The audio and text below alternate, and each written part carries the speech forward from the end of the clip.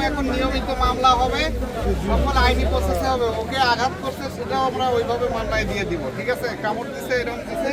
আর যেহেতু এটা সদস্য, তারা আগে গেছে যে আমরা যৌথভাবে এটা অপারেশন করছি, ঠিক আছে? তো এখানে বাদী পুলিশ কোনো সমস্যা নাই, কিন্তু এটা কিন্তু যৌথ অভিযান, পুলিশ একা করে নাই কিন্তু।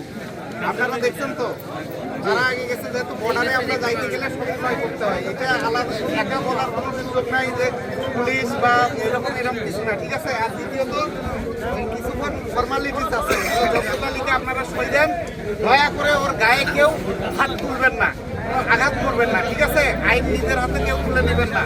আমরা যেহেতু আসছি, ওকে আমরা নিয়ে যাবো, থানায় নিয়ে যাবো, মামলা হবে এবং সব কিছু আইনি প্রসেস অনুযায়ী হবে, ঠিক আছে? আপনারা কেউ হাত তুলবেন না, ঠিক আছে?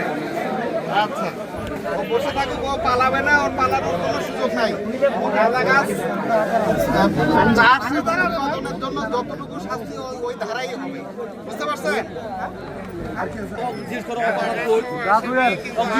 ধরতে যে কামড় দিয়ে ক্ষত বিক্ষত করে ফেলছে। তোমার কামড় দিছে।